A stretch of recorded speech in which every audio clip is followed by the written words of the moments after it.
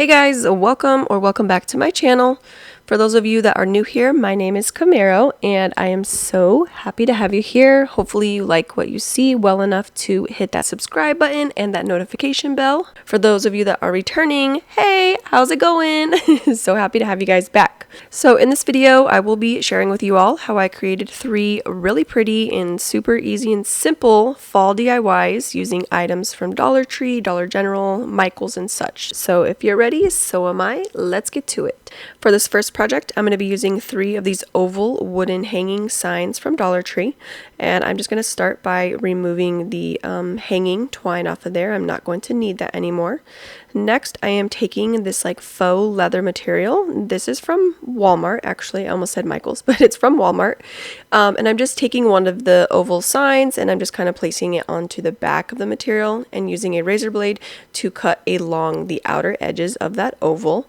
And I did that for all 3 pieces. After that, I took some Mod Podge and just a paintbrush. I'm going to paint the Mod Podge onto the oval, and then I'm just going to lay that faux leather on top of there. And I'm just making sure I like smooth out all the bubbles and the ripples. I just want it, nice and flat as possible. My material was kind of like a little crinkled, so it does have a couple of like pockets in there, little bubble pockets, but it's okay. It is what it is. So next I am just playing around with the shape and the design. If you can't tell, I'm kind of going for a pumpkin look, so it has like the bubbled bottom. And I'm just using a little pencil outline to make sure that once I glue it down, it's still glued in the original position that like I put it into. So I'm just using a mix of E6000 and hot glue to make sure that all the pieces are secure and are not going to fall apart. Here is a look at how it looked after I glued everything together. You can see our pumpkin is starting to come together. So now I just need to make a little stem for my pumpkin. I went to my bag of just little wood pieces and whatnot and little pine corns. Oh my gosh, you guys. Okay, I meant to say pine cone and then an acorn, so I put pine corns. I made pine corns. Okay. Anyways, back to business. So I picked out a wood stem that I liked. It was a good size, not too thick, not too skinny, and then I needed it to be like at least 1.5 inches long. And then I just used some hot glue to attach that to our pumpkin base. And then I decided to use this orange ombre floral pick from Dollar Tree, and I'm focusing more on the leaves. I don't really care about the pumpkins that were attached to that. So I'm just going to use the leaves and start attaching that to the top of my pumpkin, so that way that pumpkin look like really starts to come together. So I started out with the orange leaves on top, and I think I added 6 of them. And then I decided to add these blue leaves that are from another, the same type of floral pick from Dollar Tree, but they're blue this time. So I just added those in between some of the orange leaves, and I really loved the way that those colors started to pop together. After that, I knew I wanted this pumpkin to kind of stand up, so you can totally use Jenga blocks. I had this like random little weird shaped wood block on hand, so I decided to use that alongside a popsicle stick. And I'm using the popsicle stick so I can get a nice flush surface, so that way that little odd shaped piece will just fit perfectly on there, because you can see it's kind of like 2-dimensional. So I just want a nice flat surface. Use a little bit of hot glue to glue those pieces together, and this is how it turned out.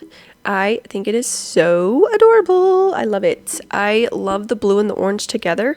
And I mean, these colors are opposites on the color wheel. So I don't know if you know about like color wheel theory or whatnot, like colors that are opposite from each other on the color wheel.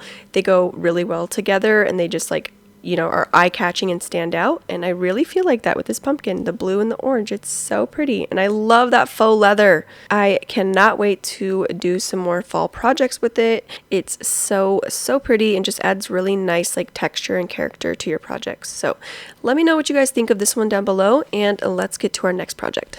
For this project, I'm going to be using some of these bamboo rings from Dollar Tree. And again, I'm just going to be using some more E6000 and hot glue. And I'm going to glue on top of the smaller ring, and then I'm just going to glue that smaller ring to the inside of the bigger outer ring. Then I'm using some floral wire just to really add to that stability, so that way in case your glue like falters on you, these pieces won't come apart from each other. Next, I just went to my floral bin and just picked out some neutral fall floral picks from Dollar Tree, and I'm focusing more at the top of this little wreath. So I'm using the flowers that like are going to go onto my lowest point on the wreath, if that makes sense. So these are going to be the ones that are like the furthest out from the middle, and that's my stopping point. So it's basically about halfway around the wreath. So I start with those, and then I'm working my way towards the middle of the wreath. So hopefully you can see that in the video, and hopefully that makes sense by my words. I'm trying to explain it the best I can, but you know what I mean. I'm sure you guys have done this plenty of times, just making a little wreath that's focused right at the top there and kind of works itself out. I had started with that neutral floral pick, and it had those dark green leaves on there, which I really did not like. You can start to see me take them out of the equation basically. And then I added some more of those orange leaves and some little pumpkins, some pine cones. I don't know what it is with me saying the word pine cones today. My brain is like not computing for some reason. Okay, anyways. So and I did use more of that floral wire as well, just to kind of enforce like the stability again and sturdiness. And then after I was done gluing all my flowers and whatnot, I'm going in with some extra hot glue just to really make sure everything is nice and stuck to that wreath and is going to stay into place. So I thought I was done adding stuff, but I decided it needed more pine cones. So I'm just using these little loose pine cones from Dollar Tree and just gluing them here and there and everywhere till I was happy with the look. And here's a little peek at how it was looking after I was done with all of that. So cute as is. Honestly, you could leave it like that, but I'm going to take it one step further, and I'm going to be using this wood slice from Walmart, some clear fishing wire, and my heavy duty stapler for this next part. So I'm going to be attaching that little wood round to the middle of this wreath, but I want it to be hanging there, and I don't want to be able to see the strings. So that's why I'm going to be using that clear fishing wire, and I want it to hang like right above that smaller ring, so that way it kind of looks like it's floating. It gives it the effect that it's just kind of floating there. So I just took that fishing wire and I glued it at the top part, so that way it has two strings hanging down rather than one string. I felt like this was going to really make it more secure, and it was going to be easier to kind of hang that wood round, so that way the wood round doesn't hang like lopsided or hang to one side. So you just want to make sure that you're lining up the strings correctly, that they're evenly distributed. And then after that, you're just going to take your stapler and just staple those pieces down into place. But just let me tell you, this project, or this part, took me literally 3 times because first mistake.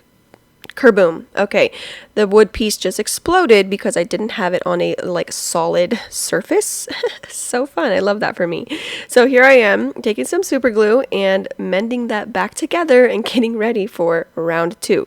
So make sure that you're going to be stapling this onto a flat, hard surface, so that way yours doesn't explode like mine did.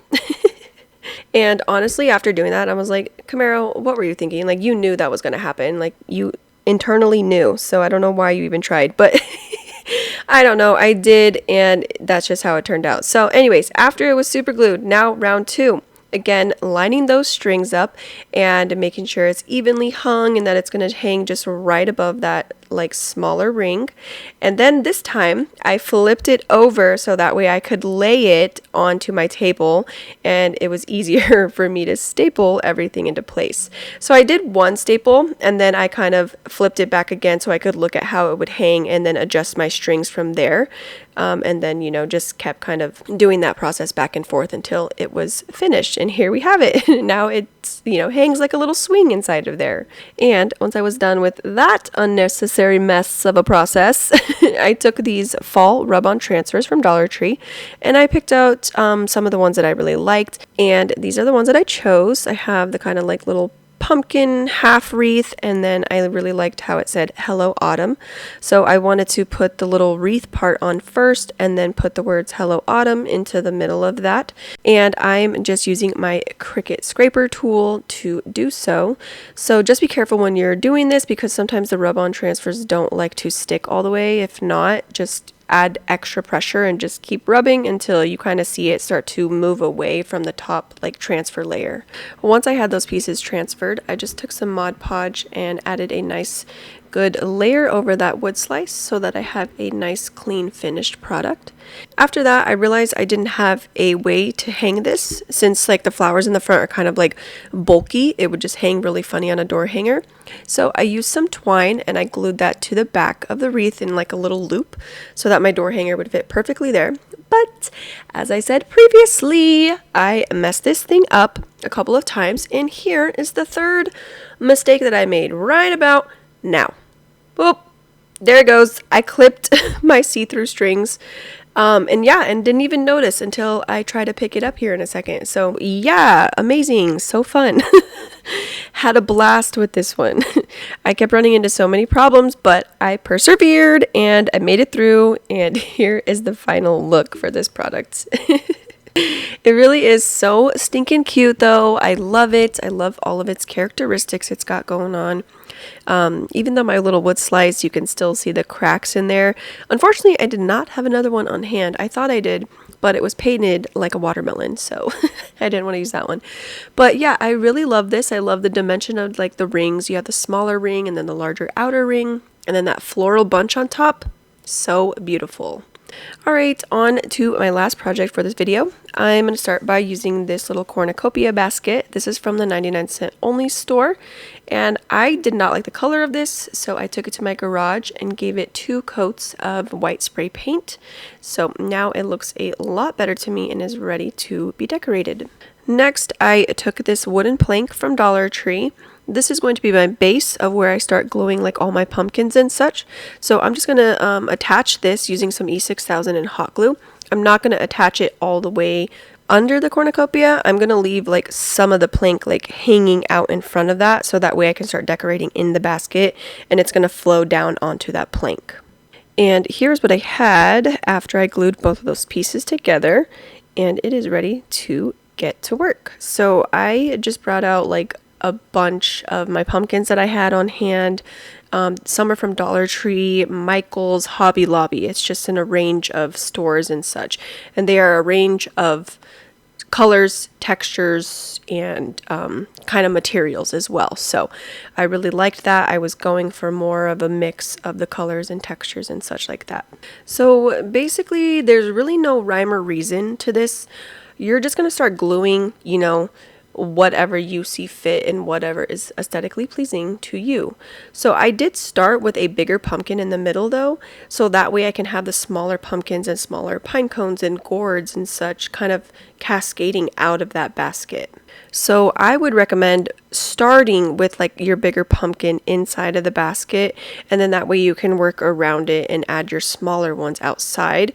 So that way the dimensions are kind of not like wonky, you know, like, because the cornucopia is kind of bigger itself. So if you have like a bigger pumpkin just kind of sitting outside of there, in my opinion, I think it would look pretty weird. So yeah, I just started with the bigger pumpkins inside of the basket and then kind of like right outside of the basket, and then I moved on to my smaller pumpkins, my smaller gourds, smaller pine cones, and so forth. So I just kept gluing until my little heart was content and I was happy with the look.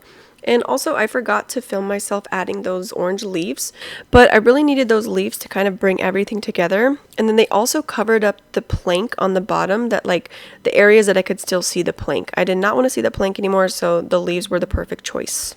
My last little step was to take this Welcome Fall garland. This is from the 99-cent only store as well.